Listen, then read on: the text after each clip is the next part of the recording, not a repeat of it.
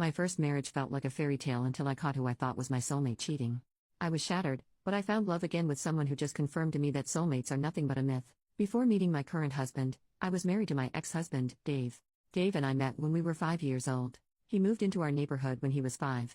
He was this cute boy next door. We became inseparable. Even our parents joked that when we would be adults we would be married. Ever since I knew the concept of marriage, I was determined that I would marry Dave. We were like soulmates. We had the same interests, the same hobbies, the similar thoughts. He was my first everything. My first kiss, my first boyfriend. The guy I lost my V card to. Among our friends we were the perfect couple. After graduating high school, we immediately got married. I got into a good school, but I decided to study with Dave. We got married right after we finished high school. Our parents helped us find an apartment closer to our school. We worked hard. We would even talk about having kids often. On our 6th anniversary we decided that we would try for a baby next year. I still remember the day when we were teenagers and cuddling. We already decided what our babies' names would be. During our 7th year of marriage, my mom got sick, so I had to stay with her for a while.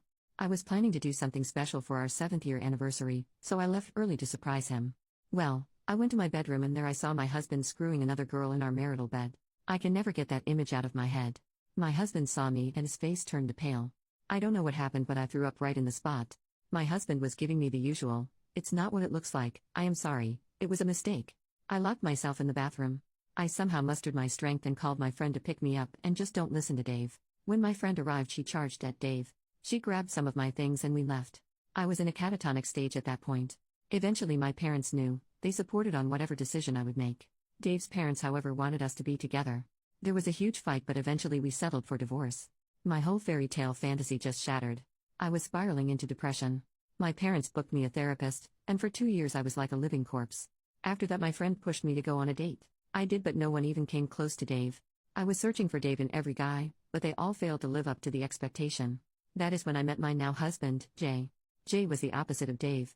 Dave was funny. He would be the life of the party. I remember one time he made me laugh so hard that I fell from my chair.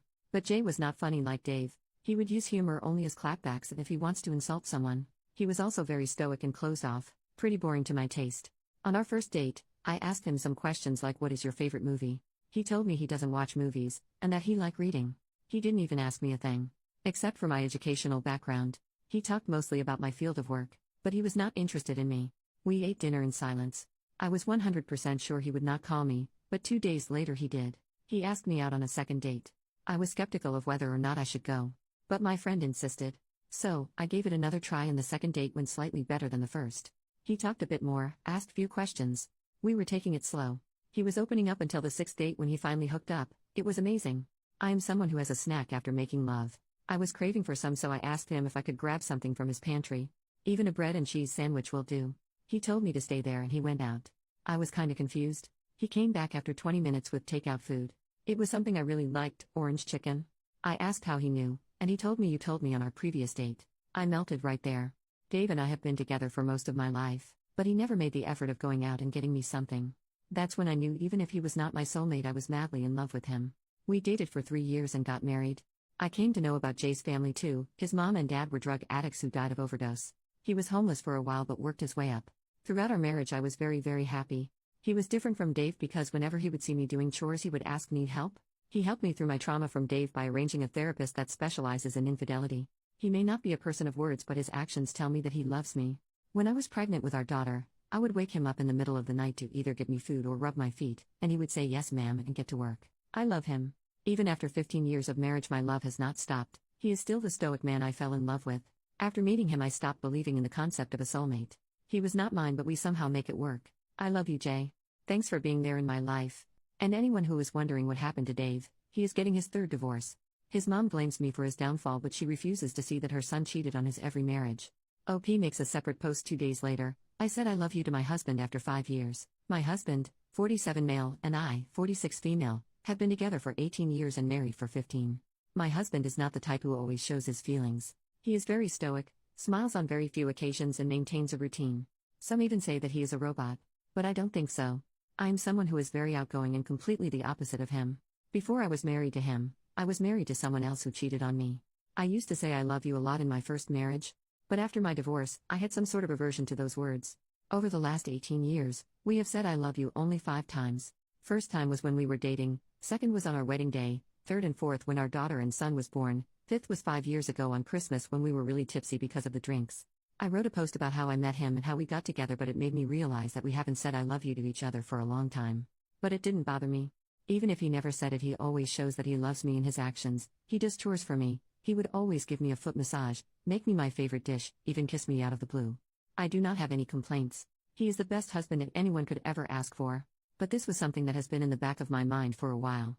We cuddle, we hang out, we make love, but still no I love yous. I would love to hear it and say it more often, but somehow it just makes me nervous. I decided to buckle up and just say it. It's just 3 words. So yesterday when he was reading a book on the couch, I stood in front of him and said, I love you. He looked at me and was confused. I repeated it. For the first time, I could see him get flustered. He told me okay. I was a little disappointed by his response. I thought he just didn't love me anymore. Later that night when I was lying down, he came to our bedroom and told me that he is sorry for his response. That it caught him off guard. He told me that he loves me a lot. And not even a day goes by he doesn't feel lucky to have me in his life. I was tearing up. That was better than my confession. I asked him that why don't we say that often. He told me that he doesn't say it because throughout his entire life no one has said it to him except for me. His parents were addicts who cared less for him. He had to start working since 14. He grew up in hardship, so saying I love yous are weird for him. But also he feels like we didn't have to tell each other when we express it with our actions way more. I told him I want to say it more now and want him to say it back if that's okay with him. I saw him smile for a while and he said it is fine as long as I want it. I don't think we need to say it when we know we love each other a lot. We will probably stop saying it after a few days and go back to our mundane events lol. OP makes a new post 10 days later, story of my husband Jay. A lot of you people have been asking me and personally messaging me about Jay's upbringing and how he managed to survive. Well, I am not sure if I am the right person to talk about his personal life. I mean, I heard some parts which really made me cry. Therefore, I will try to summarize it. So, my husband Jay is an only child. His mom and dad were from a poor family. They were addicts. His household was a mess. He remembers his father pushing him down the stairs when he was like 8. Jay mostly grew up with his grandfather, his mom's dad. As far as I know, his mom was not allowed to come to his grandfather's house. Jay mostly spent his weekdays at his house. His mom and dad didn't care. They were always high and had odd visitors. His grandfather taught him a lot of things, like handling tools, woodwork, electric repair stuff. Ever since he was little, with some advice from his grandfather, he learned that his parents are very useless. He has to survive on his own. All they know is how to do to substances and invite people for having group lovemaking. He started doing odd jobs like dog sitting, car and window washing, gardening. He also tutored from time to time. Shortly after, his parents died of odd. He became a permanent resident of his grandfather's house. He worked so that he could afford to go to college. His grandfather had little money for him. But it wasn't enough. He thought about joining the army at 18, but he failed the physical test. When he was 17, his grandfather died of a heart attack. His grandfather lived in a rented house, so Jay couldn't live there anymore. He was forced to live in a homeless shelter throughout his high school years. He even got bullied and got in trouble for standing up for his bullies. But since he was a good student, he didn't face serious repercussion. He left the homeless shelter when a pastor from their local church took him in. He knew Jay because he worked in the church for a while. The pastor was a nice guy. He funded his living and also helped him get a scholarship to a good university. Jay studied finance and business. His entire childhood, he lived in poverty. So, he was obsessed with learning how to make money.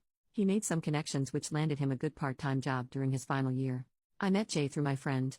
She worked in the same company as him. He worked as an investment banker at that time. And the rest you all know. This is pretty much it. I understand why he is so stoic and doesn't show his emotions. I once asked out of curiosity that he saw the harsh reality of life, but still how does he manage to stay good? He once told me about this couple whose children he used to tutor. They were a really happy family in his eyes. The husband loved his wife. He mentioned that the husband would always have a hand on his wife's body as a form of affection. Their children were also well behaved and had a good childhood. From that moment he knew he wanted a family like that, because he never had a complete family. But he was sure that somebody would not be able to love him because he doesn't know how to show love. Throughout his entire childhood he has only seen his parents fight and cheat on each other in front of each other. That really destroyed his perception of love. If it wasn't for that couple, he probably wouldn't believe that there are people in this world who can love each other for life. It is a little wrong of me to say he displays no emotions. He does, but on rare occasions. I remember the day our daughter was born. Jay held her and cried loudly. He kept repeating, "I will protect you. I'll never leave you." He did say "I love you" to both me and her. Same thing happened when our son was born. I mean, it gave me an idea to just pop out babies so that I can see his emotional face, haha. But anyways, I know he does love me and our little family. He always holds me tight whenever we are cuddling. He is really good with my parents. My parents also adore him. Sometimes, it just makes me cry knowing that he has been through a lot and I have lived such a sheltered life. Sometimes, I feel like I don't deserve him because he is very kind and a good person. Also, yeah, we do say I love you a lot more now. Final update 1 month later. I just wanted to give a big thanks to everyone for who has been kind and supportive. I cannot imagine that so many people will come through because of my post. A lot of you suggested therapy. To be honest, I did in the past, but my husband brushed it off by saying his past rarely bothers him. Thanks to people in Reddit, I suggested him some articles on PTSD and childhood trauma. He studied for a bit and found a therapist for him to help him with his trauma. He only had 2 sessions till now. Few days ago he came home from work and I went to greet him like usual. He pulled in for a big hug and started sobbing. I told him it's okay. We went to our bedroom where we sat down and talked. He told me that he was sorry for being so ice cold all these years. He opened up more and said he was afraid to confront his demons, so he just kept them back in his head. He had trouble expressing how he felt. He felt guilty that he didn't say he loves more often. I'm just paraphrasing what he told me. I love you with all my heart. I know I don't say it, but I feel it every day and every moment. I'm sorry for taking away all those years from you, for not expressing my love for you. Words cannot express what you actually mean to me. You gave me my kids, made my house a home. I never had that growing up. I always wanted that and you made it happen. I'm sorry that I was so cold and never said I love you more. Because I do. I love you a lot. I want to make it up to you. I don't want to waste another second of my life burying those emotions anymore.